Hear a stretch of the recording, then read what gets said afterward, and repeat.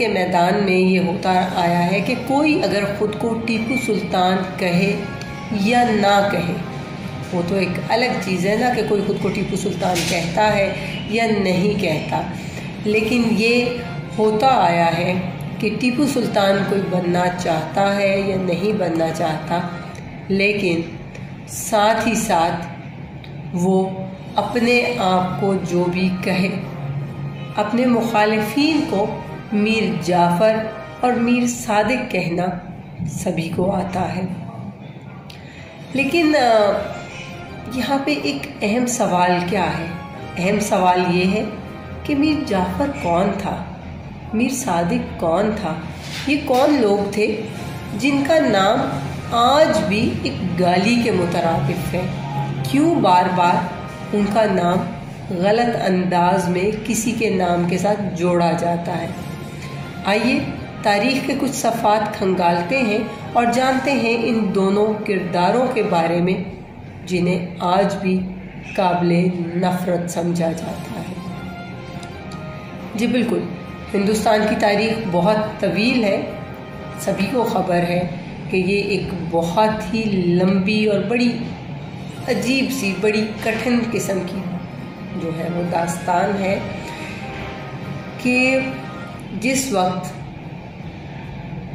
कदम रखे हिंदुस्तान में अंग्रेज़ों ने, तो उस वक्त बंगाल जो है उसको हिंदुस्तान का एक अमीर तरीन इलाका तस्वुर किया जाता था। खाली तस्वुर नहीं किया जाता था, बिलाशुबा वो एक अमीर तरीन इलाका गिना जाता था। और ये वो वक्त था जब नवाब सिराजुल दौला हुकूमत में थे, और वो हुकूमत में कब थे? वो वक्त था जब 23 साल की उम्र में वो तख्त पर बैठे थे। सिराजुल दौला ने ये वो ज़माना था जब अंग्रेज़ ने अपने कारोबार की हिफाजत की गरज से कुछ छावनियाँ बना छोड़ी थी, और सिराजुल दौला ने जब इस अमल की मुखालफत की तो क्या हुआ कि सूरत हाल कशीदा होना शुरू हो गई। बिल्कुल उसी तरह से जैसे आज के दौर में इस इम्पोर्टेड हुकूमत ने बहुत सारे ऐसे इक़दाम किए हैं कि उनके ऊपर जब खान साहब ने आवाज़ उठाई है तो हालात कशीदा होना शुरू हो गए। बिल्कुल वही सूरत हाल उस ज़माने में भी थी। एनीवेज़, जब सिराजुल दौला ने इस अमल की मुखालफत की, सूरत हाल कशीदा हुई, तो मामलात फाइनली यहाँ तक आन पहुँचे कि नवाब सिराजुल दौला ने कलकत्ता तक पे कब्ज़ा कर लिया, क्योंकि अंग्रेज़ों में और नवाब सिराजुल दौला में बाकायदा एक टकराव की सूरत हाल पैदा हो गई थी। बहरहाल वो जैसे भी हुआ, जो भी हुआ, वो एक अलग हकीकत है। लेकिन साथ ही साथ हुआ क्या? अंग्रेज़ों को बहुत सारे पापड़ बेलना पड़े अपना यहाँ पर सिलसिला बनाने के लिए, और उन्होंने फाइनली ये फ़ैसला किया कि इस वक्त हमें सिराजुल दौला किसी कीमत पर यहाँ गवारा नहीं है और हमें इससे छुटकारा हासिल करना पड़ेगा। और जिस वक्त वो सिराजुल दौला से छुटकारा हासिल करना चाहते थे, उस वक्त उन्होंने नवाब के सिपहसालार मीर जाफ़र को अपने एतमाद में उतारा।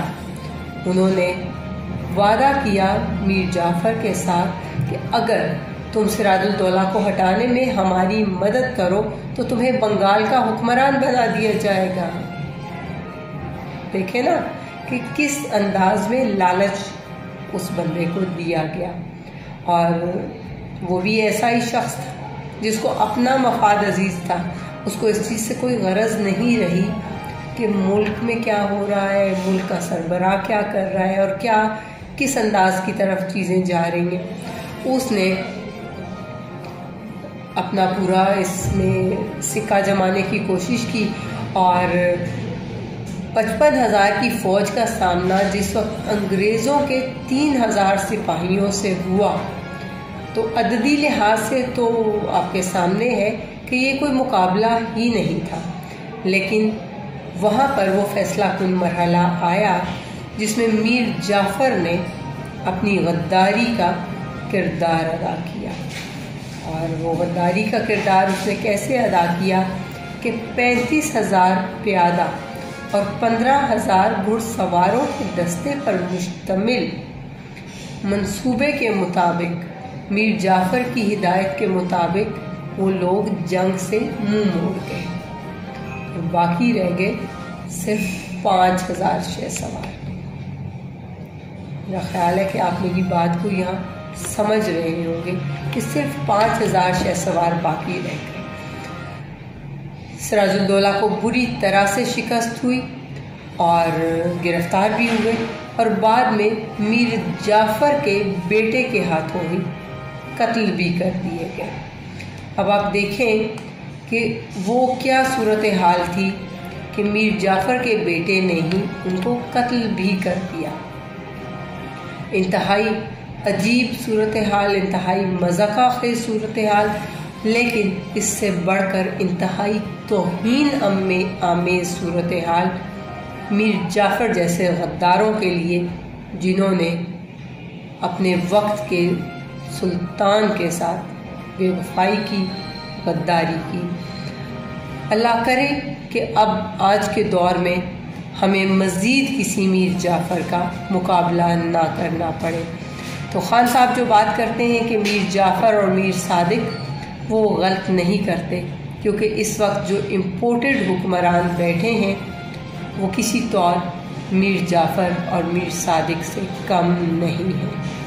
अल्लाह करे कि ख़ान साहब जिस तरह लॉन्ग मार्च लेके निकले हुए हैं उसी तरह से वो कामयाबी के साथ अपना लॉन्ग मार्च तय करते जाएं और इस्लामाबाद तक जा पहुँचे, और उनके इस्लामाबाद तक जा पहुँचने के बाद इंशाअल्लाह ताला बहुत सी चीज़ें बहुत बेहतर अंदाज में सामने आएंगी। पाकिस्तान जिंदाबाद, इमरान खान पाइंदाबाद, पाकिस्तानी कौम जिंदाबाद।